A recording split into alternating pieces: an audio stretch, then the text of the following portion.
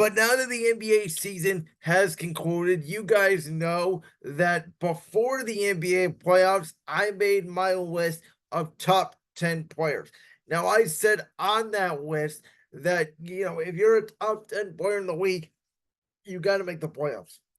So it was, very different for me. I sort of, like Steph Curry made it, but not really. He was a 10 seed. They got eliminated in the playing tournament. So where do you rank him as he's getting older? But now that the NBA playoffs are over, I think you still got to consider injuries. But when you take a look at the landscape of the conferences and everything surrounding these players, who are really the top 10 players in the NBA that I can say right now for sure are going to play a majority of games, are going to get you, a real chance to win a championship, and who are the alpha dogs who are not only great basketball players, but are great leaders as well. I took a lot of that into account. So I know this is going to be controversial. I know none of you guys like my NBA list. You guys think that I overvaluate players and I diminish players based off playoff success and injuries, but really that's what it comes down to in my mind in the NBA is what you do in April, May, and June, not what you do in January. So we're gonna go from number 1 to number 10. These are my top 10 NBA players now that the NBA finals have concluded. Number 1 in retaining his crown, I still think, is Nikola Jokic. And listen, Jokic, yes, he did flame out. Yes, he did blow a 3-2 lead to the Minnesota Timberwolves in the second round. Yes, he did play a bad second half in game 7. But undeniably, I think you could say that Nikola Jokic is the best skilled big man in the game. He's a walking double double. He's almost a walking triple double every single night. And again, he didn't play bad in game 7. He disappeared a little bit in the second half, and his free ball went away from him, which I think is what made Denver less deadly. But when you take a look at the NBA landscape, I don't know if you can make an argument that you would take a single player right now over Nikola Jokic at his age as well to start and build your franchise.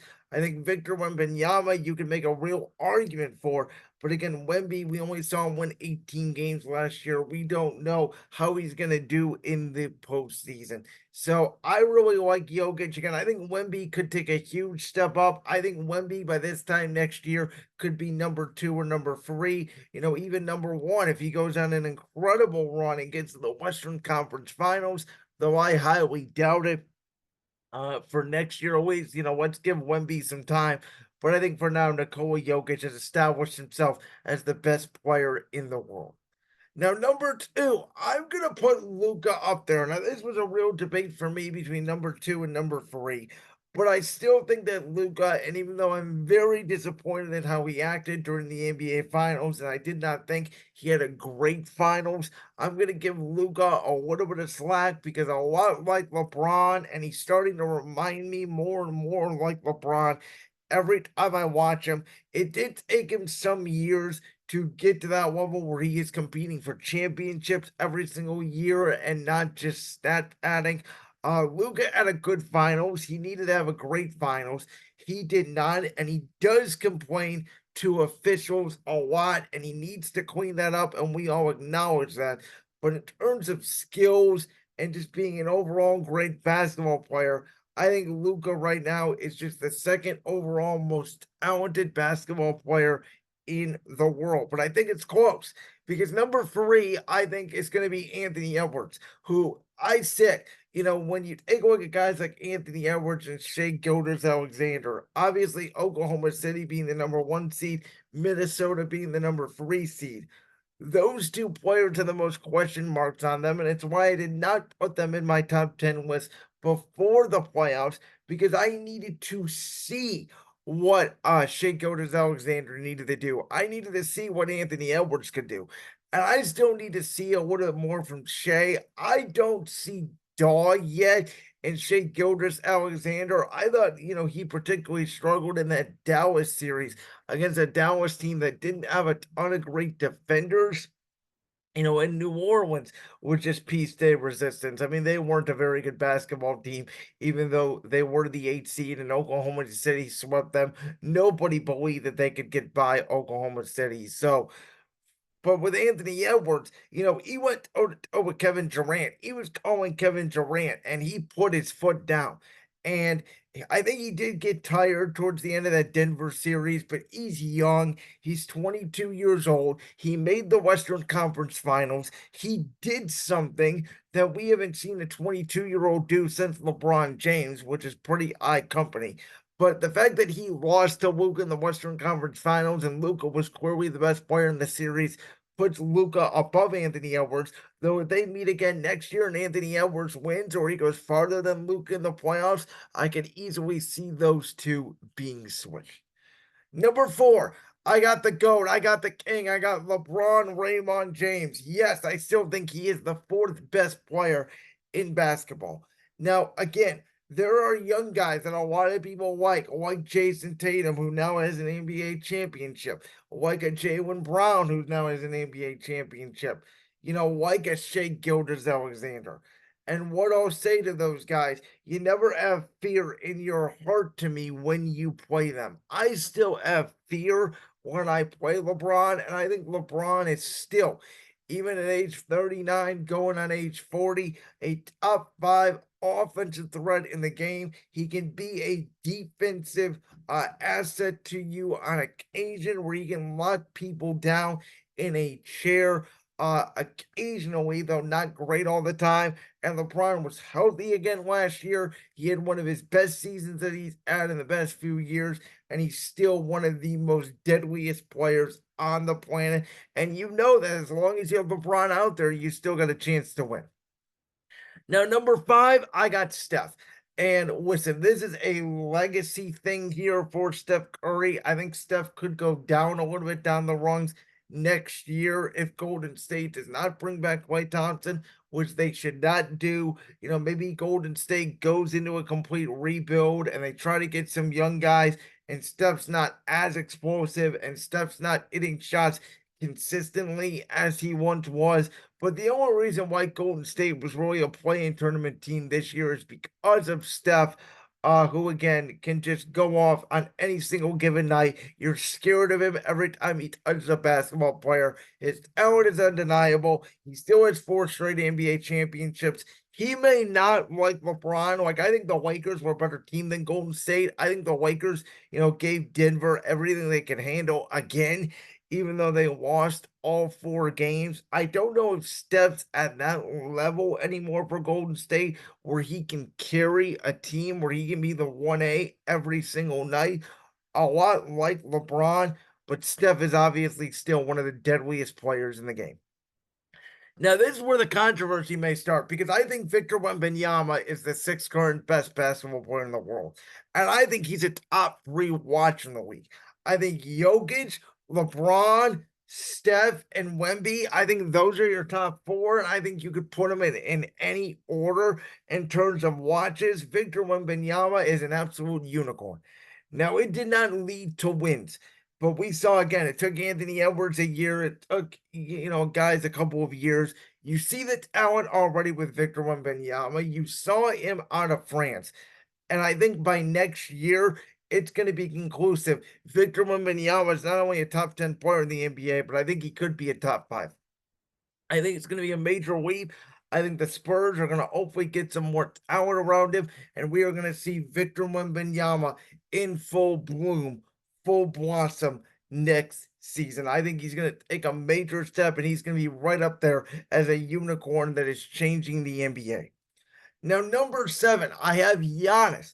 Now, those of you may think I have Giannis low. You guys would put Giannis ahead of Wemby, I'm sure, and probably ahead of Steph and ahead of LeBron. You guys would probably maybe put him even ahead of Anthony Edwards and have Giannis as a top 3 player in the NBA.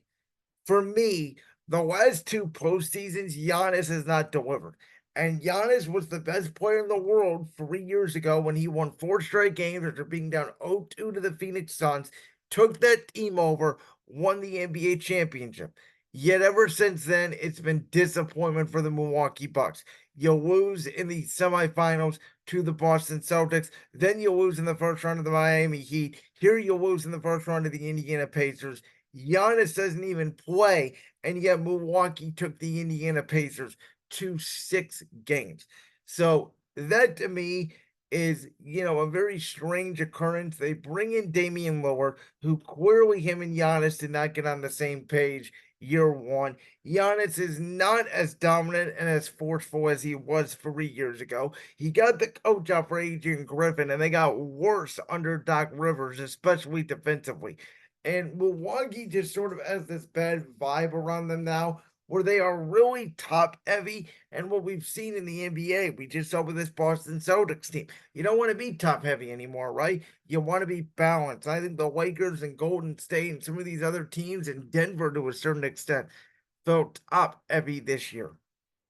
So because of injuries, because of major playoff performances, because of not dominating the league the way he should be, because he's not, one of the top 5 players I think about Wemby more. I think about Steph more. I think about Luka more, LeBron more, Jokic more. So for that reason, it's why I'm dropping Giannis Antetokounmpo. Now, number 8, you got to be the NBA Final MVP, Jaylen Brown, who has clearly risen shown. I think he clearly showed in this NBA playoff that he potentially could be, along with Jokic and Wemby and Giannis, maybe the best two-way player in basketball. Clearly showed he's the 1A to Jason Tatum, who can be a 1B on some nights, but not like Jaylen Brown, who is a 1A, I believe, on most nights. Now, Jaylen Brown's offensive game is not what a Kawhi Leonard or a Klay Thompson or some of us that view these guys as dominant players, back in their day. That's why I think Jaylen Brown's a little bit down on this list.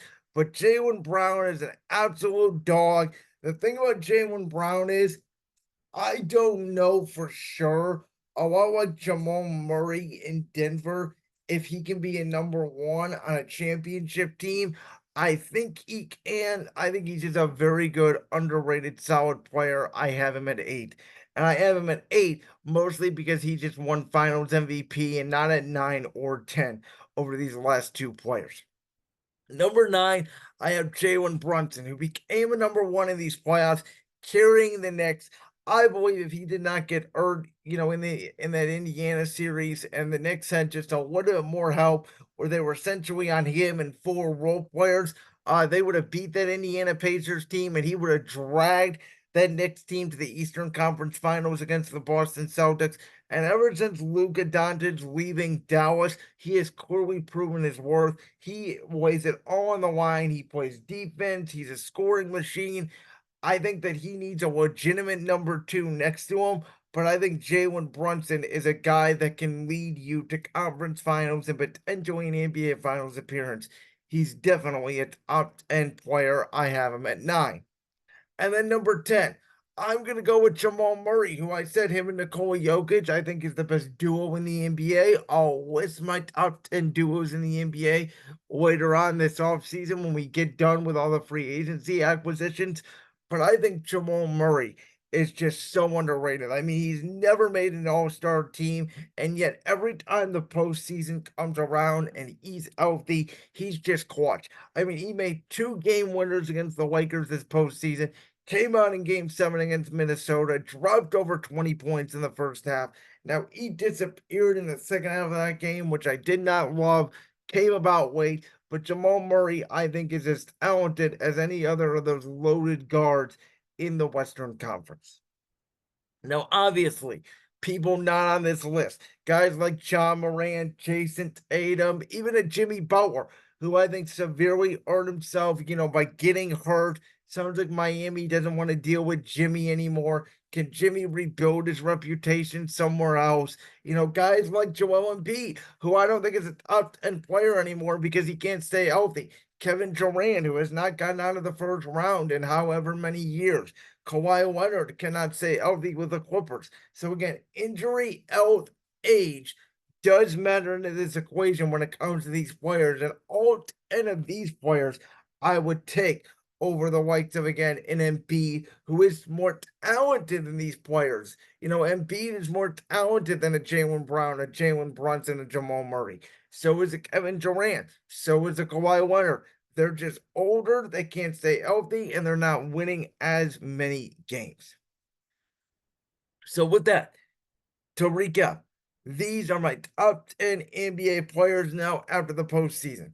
Number 1, Nikola Jokic. Number 2, Luka Doncic. Number 3, Anthony Edwards. Number 4, LeBron James. Number 5, Steph Curry. Number 6, Victor Wembanyama. Number 7, Giannis Antetokounmpo. Number 8, Jaylen Brown. Number 9, Jalen Brunson. Number 10, Jamal Murray. Kawhi Leonard. Joel Embiid. Kevin Durant. Jimmy Butler. These are guys that are left off the list because of age, injury, and the inability anymore to stay healthy and win your team multiple playoff series. Like that clip from the Brand's World podcast? If so, make sure you go down there and hit that subscribe button. While you're down there hitting the subscribe button, make sure to also hit the notification bell so you never miss another upload. And make sure you check out all the other clips from the Brand's World podcast right here on YouTube.